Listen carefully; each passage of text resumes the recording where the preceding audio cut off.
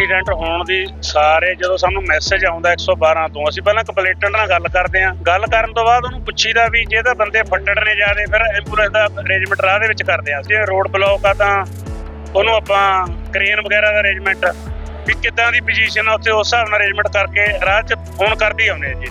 ਮੁੱਖ ਮੰਤਰੀ ਭਗਵੰਤ ਸਿੰਘ ਮਾਨ ਦੀ ਅਗਵਾਈ ਹੇਠ ਜਨਵਰੀ 2024 ਵਿੱਚ ਸ਼ੁਰੂ ਕੀਤੀ ਮੁਹਿੰਮ ਸੜਕ ਸੁਰੱਖਿਆ ਫੋਰਸ ਨੇ ਰਫ਼ਤਾਰ ਫੜੀ ਹੈ, ਜੋ ਕਿ ਪੰਜਾਬ ਦੇ ਇਤਿਹਾਸ 'ਚ ਪਹਿਲੀ ਵਾਰ ਹੋਇਆ ਹੈ। ਸੜਕ ਸੁਰੱਖਿਆ ਫੋਰਸ ਦਾ ਮੁੱਖ ਮਕਸਦ ਸੜਕ ਹਾਦਸਿਆਂ ਦੌਰਾਨ ਤੁਰੰਤ ਰਾਹਤ, ਫਸਟ ਏਡ, ਤੇਜ਼ ਰਿਸਪਾਂਸ ਅਤੇ ਲੋਕਾਂ ਦੀ ਜਾਨ ਨੂੰ ਬਚਾਉਣਾ ਹੈ। ਸੂਬੇ 'ਚ ਸੜਕ ਹਾਦਸਿਆਂ 'ਚ ਮੌਤਾਂ ਦੀ ਗਿਣਤੀ 49.2% ਘਟੀ ਹੈ। ਹੁਣ ਤੱਕ ਸੜਕੀ ਹਾਦਸਿਆਂ ਦੇ 17,313 ਤੋਂ ਵੱਧ ਜ਼ਖਮੀਆਂ ਨੂੰ SSF ਵੱਲੋਂ ਮੁੱਢਲੀ ਸਹਾਇਤਾ ਪ੍ਰਦਾਨ ਕੀਤੀ ਗਈ ਤੇ ਸੜਕੀ ਹਾਦਸਿਆਂ ਦੇ ਸ਼ਿਕਾਰ 22,274 ਤੋਂ ਵੱਧ ਜ਼ਖਮੀਆਂ ਨੂੰ ਹਸਪਤਾਲ ਦਾਖਲ ਕਰਵਾਇਆ ਗਿਆ। ਹਾਦਸਿਆਂ 'ਚ ਮੌਤਾਂ ਦੀ ਸੰਭਾਵਨਾ ਘਟੀ ਹੈ। ਪੰਜਾਬ ਸਰਕਾਰ ਵੱਲੋਂ ਸ਼ੁਰੂ ਕੀਤੀ ਇਸ ਯੋਜਨਾ ਨਾਲ ਐਮਰਜੈਂਸੀ ਸਿਸਟਮ ਵੀ ਮਜ਼ਬੂਤ ਹੋਇਆ ਹੈ। SSF ਸੜਕ ਸੁਰੱਖਿਆ ਫੋਰਸ ਪੰਜਾਬ ਦੇਸ਼ ਦਾ ਪਹਿਲਾ ਸੂਬਾ ਜਿਹਨੇ ਆਪਣੀ ਸੜਕਾਂ ਦੀ ਸੁਰੱਖਿਆ ਵਾਸਤੇ, ਲੋਕਾਂ ਦੀ ਜਾਨ ਬਚਾਉਣ ਵਾਸਤੇ ਆਪਦੀ ਅਲੱਗ ਪੁਲਿਸ ਬਣਾ ਲਈ।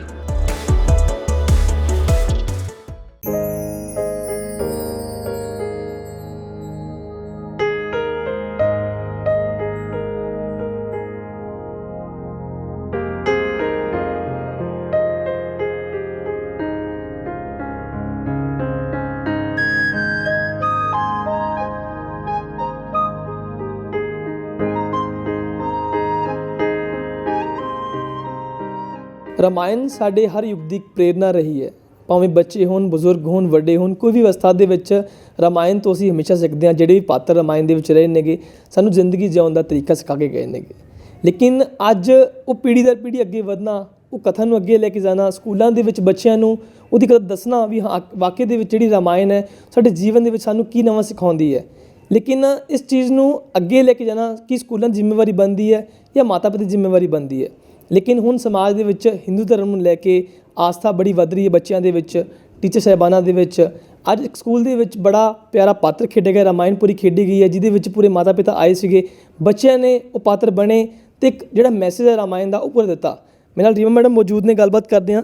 ਮੈਮ ਸਭ ਤੋਂ ਪਹਿਲਾਂ ਤਾਂ ਤੁਹਾਨੂੰ ਬਹੁਤ ਬਹੁਤ ਮੈਂ ਮੁਬਾਰਕ ਦੇਣਾ ਚਾਹੂੰਗਾ ਕਿ ਤੁਸੀਂ ਇਹ ਆਈਡੀਆ ਕਿੱਥੋਂ ਲੈ ਕੇ ਆਏ ਕਿ ਰਾਮਾਇਣ ਹੀ ਖੇਡੀ ਜਾਵੇ, ਰਾਮਾਇਣ ਕੀਤਾ ਜਾਵੇ, ਕਿਉਂਕਿ ਅਕਸਰ ਅਸੀਂ ਦੁਸ਼ਹਿਰੇ ਫੈਸਟੀਵਲਸ ਆਉਂਦੇ ਨੇ ਜ਼ਰੂਰ ਹੁੰਦਾ ਹੈਗਾ, ਬਟ ਅਦਰਵਾਈਜ਼ ਫੰਕਸ਼ਨ ਬਹੁਤ ਹੁੰਦੇ ਸਕੂਲ ਦੇ ਵਿੱਚ, ਗਾਣੇ ਚੱਲਦੇ ਨੇ, ਬਟ ਰਾਮਾਇਣ ਦਾ ਇੱਕ ਥੀਮ ਲੈ ਕੇ ਆਉਣਾ, ਇਹਦੇ ਪਿੱਛੇ ਕਿਹੜੀ ਸੋਚ ਸੀ ਤੁਹਾਡੀ? ਅਸੀਂ रामायण ਕਰਨ वास्ते तैयारी जो है वो नॉर्मली हम जनवरी में सोच लेते हैं कि हमने अगले साल क्या करना है, बिकॉज़ हमारे स्कूल में हम हर बच्चे को मौका देते हैं पार्टिसिपेट करने का, तो हर क्लास कुछ ना कुछ नया करती है। अब इस साल एकदम से दिमाग में आया कि हम इतनी बात वैल्यू एजुकेशन की करते हैं स्कूलों में, तो जब वैल्यू एजुकेशन की इतनी बात करते हैं तो जब जितनी मर्ज़ी वैल्यूज़ और जितनी मर्ज़ी कहानियाँ रामायण से पढ़ के सुनाई जाएं, बट जब वो बच्चे वो पात्र खेलते हैं और उन पात्र को जब दर्शाते हैं और उसमें से जो वो सीखते हैं वो कभी भी वैसे नहीं सीख सकते। एक पेरेंट मेरे को बता रहा था कि हमने एक नई चीज़ सीखी अपने घर में, 1 महीने से हमारे घर में रामायण चल रही है, वो हमारा फैमिली टाइम बन गया, क्योंकि हमारी बेटी ये कह रही है कि मेरे को उस ग्रूव में घुसना है कि मैं अच्छे से अपना रोल कर सकूं। तो कहते अब हमें इतना कुछ शौक पड़ गया है कि हमें ये लगता है कि जो एपिक्स हैं हमारे, चाहे वो रामायण है, चाहे वो महाभारत है, हम उसको एज अ फैमिली मोबाइल बंद करके देखें, जैसे अब हम देख रहे हैं। सो मेरा ख्याल यहाँ से बच्चों तक पहुँचना और बच्चों से बच्चों के माँ बाप तक पहुँचना, एक वो वैल्यू सिस्टम जो धरोहर दर धरोहर आगे बढ़ता जा रहा है, यही एक भावना थी जिसको लेके हमने रामायण की। और रामायण सिर्फ कोई हिंदू धर्म करके नहीं कही, हमारा स्कूल एक सेकुलर स्कूल है, बट रामायण महाभारत ये किसी धर्म को बिलोंग नहीं करते, ये एक हमारे इंडिया का एपिक है संस्कृति, और उसको हमें बच्चों को बताना बहुत ज़रूरी है, चाहे वो कहानियों के माध्यम से बताएं और चाहे जैसे आज एक पूरी की पूरी नृत्य नाटिका थी उसके माध्यम से। बट अभी कोई फेस्टिवल भी नहीं है, खास कोई प्रोग्राम भी नहीं है, तो आज के समय के दौरान दिसंबर का मंथ चल रहा है, आपने इसको कैसे प्रोग्राम किया, प्लान कैसे किया कि हाँ इस महीने में इस चीज़ को प्लान किया जाए? बिकॉज ऑफ कोई फेस्टिवल के मौके पे होता है, समझ आती है कि हाँ होना चाहिए। मेरे हिसाब से अगर हम कहते हैं रामायण हर युग की प्रेरणा, तो ये तो हर दिन की और हर समय की प्रेरणा होनी चाहिए ना। इसका लिंक अगर हम सिर्फ दिवाली और दशहरे से करें और दिवाली और दशहरे के बाद उसको भूल जाएं, तो फिर तो उसका कोई मायना नहीं है ना। सो मेरे हिसाब से कोई समय और कोई टाइम और कोई महीना ये पाबंदी नहीं करता कि रामायण कब करी जाए। जो कैलेंडर में, स्कूल कैलेंडर में जिस तरीके से प्लान किए गए थे स्कूल शोज़, ये उसी मुताबिक हो रहे हैं। सो हम कोई सिर्फ दिवाली दशहरा नहीं मना रहे, हम रामायण की जो वैल्यूज़ हैं उसको हर दिन, हर रोज़, हर मोमेंट के लिए मना रहे हैं। मैंने बच्चों की प्रिपरेशन देखी है, बहुत बढ़िया, लाजवाब थी। वाकई में जैसे लग रहा है कि कुछ खास प्रोफेशनल्स आए होंगे बाहर से, ट्रेन किया होगा।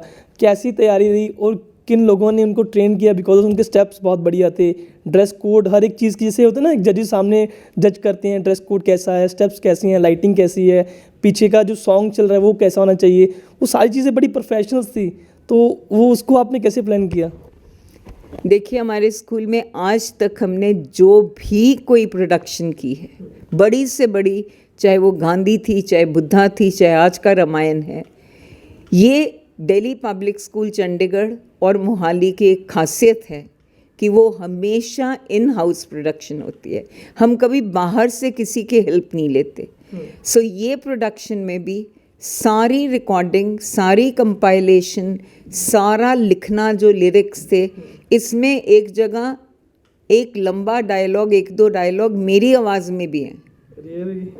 ठीक है, आप शायद पहचान नहीं पाए होगे, बट जब रावण हरने आया था उसको, रावण सीता हरण करी, वो मेरी आवाज़ थी। सो इसलिए हम सब मिलके अपना योगदान करते हैं, जिसका जो एरिया एक्सपर्टीज़ का होता है।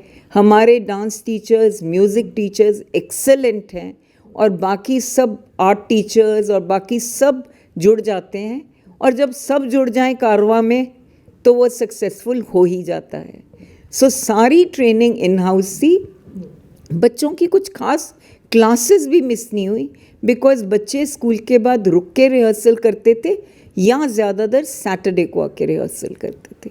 बट जो आपने देखा है वो सारा का सारा स्कूल में हुआ है। कॉस्ट्यूम सारे स्कूल में डिज़ाइन हुए हैं। ये सारे कॉस्ट्यूम्स DPS चंडीगढ़ के हैं, ये कहीं से रेंट पे नहीं लिए गए। अच्छा, एक चीज़ और, लास्ट सवाल मेरा यही है, जैसे आपने क्लियर भी किया कि रिहर्सल्स ओनली सैटरडे को या आफ्टर स्कूल टाइमिंग या बिटवीन होती थी। हालांकि बहुत पेरेंट्स अब इस चीज़ को लेकर अवेयर भी हैं कि बच्चों को एक्टिविटीज़ में शामिल करवाना चाहिए, लेकिन फिर भी कुछ लोग सोचते हैं कि पढ़ाई इससे डिस्टर्ब होती है, ऐसी चीज़ों में जाना नहीं चाहिए। क्या जो बच्चों ने पार्टिसिपेट किया उनकी पढ़ाई डिस्टर्ब हुई, या उनको ऐसी एक्टिविटीज़ में शामिल होने के बाद पढ़ाई और ज़्यादा कर पाते? बिकॉज ऑफ माइंड ओपन होता है, एक्टिविटीज़ में जब शामिल होते हैं ना, कहते हैं माइंड ज़्यादा काम करता है। देखिए, मेरे हिसाब से हमें ऐसी एक भी किसी पेरेंट की कंप्लेंट नहीं आई कि बच्चे रुक रहे हैं, बच्चों की पढ़ाई डिस्टर्ब हो रही है। हम स्कूल कैलेंडर को इस तरीके से प्लान करते हैं, एक साइड कल्चरल कैलेंडर और दूसरी तरफ एकेडमिक्स का कैलेंडर। तो हम पहले ही, हमें पता है कि अगर इस वक्त इस क्लास ने प्रोडक्शन करनी है तो उससे पहले जो कोर्स होना है उसका जो लिमिटेड जो हमने बना के रखा हुआ है कि ये सिलेबस इस टाइम पे होना है, उसको भी उसी तरीके से प्लान किया जाता है। सो ना तो बच्चों पे स्ट्रेस होता है पढ़ाई का, क्योंकि या तो वो फंक्शन से पहले और थोड़ा फंक्शन के बाद कवर हो जाता है, बट कोई बच्चे की किसी भी तरह की पढ़ाई डिस्टर्ब कभी भी नहीं होती। और अगर डिस्टर्ब हो रही होती तो ये सारे बच्चे नर्सरी से परफॉर्म कर रहे हैं क्लास शोज। आज 8वीं में इनका क्लास शो है, तो इसका मतलब ये एटलीस्ट पिछले 11 साल से कर रहे हैं। सो 11 साल से तो आज तक कभी किसी पेरेंट ने नहीं कहा। वो खुशी होते हैं कि 300 बच्चा है क्लास में तो 300 पार्टिसिपेट कर रहे हैं, ठीक है ना, बिकॉज देखिए क्लासरूम में जो वो पढ़ाई के लिए गेन करते हैं वो एक चीज़ है, बट जो स्टेज पे आके उनकी आपस की बॉन्डिंग, बच्चों की टीचर्स के साथ बॉन्डिंग, उस कैरेक्टर के साथ जो बॉन्डिंग, और जो एक डी स्ट्रेसिंग होती है, उनको हर वक्त वही पढ़ाते रहें ज्योग्राफी, हिस्ट्री, सिविक्स, उसके अलावा भी तो बच्चों को कॉन्फिडेंस चाहिए ना। इतने लोगों के सामने आके एक्ट करना, मेरे को गेस्ट भी कह के गई, चीफ गेस्ट, कि मैंने कुछ कुछ चीज़ें नोट की कि कैसे एक लड़का एटलीस्ट 2 मिनट के लिए एक टांग पे खड़ा था और हिला भी नहीं। अब कुछ कुछ ऐसी चीज़ें हैं जो बच्चे इस दौरान ही सीखते हैं कि उनके अंदर कितनी कैपेसिटी है और कितनी कैपेबिलिटी है, और कई बार हमें भी नहीं पता होता कि उनके अंदर इतनी कैपेसिटी है। वो जब यहाँ आते हैं तो हमें पता लगता है। सो मेरे हिसाब से ऑल इन ऑल मैं यही कहूँगी कि अगर स्कूल होलिस्टिक डेवलपमेंट और होलसम डेवलपमेंट की बात करता है, जो नेशनल एजुकेशन पॉलिसी भी कहती है, तो फिर मेरा ख्याल बच्चों को दोनों तरफ, क्लासरूम में और क्लासरूम से बाहर, उतनी महारता होनी चाहिए। ਬਹੁਤ ਧੰਨਵਾਦ ਮੈਮ ਬਾਤ ਕਰਨ के लिए।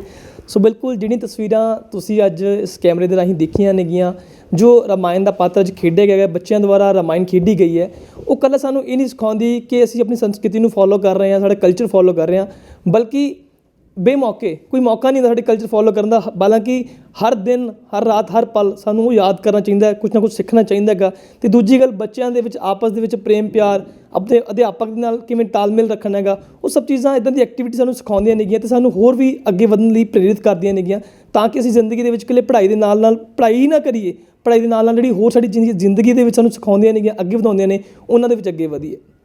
ਕੈਮਰਾ ਪਰਸਨ ਨਿਲ ਨਾਲ ਪ੍ਰਿੰਸ ਗਰਗ, ਦੈਨਿਕ ਸਵੇਰਾ TV।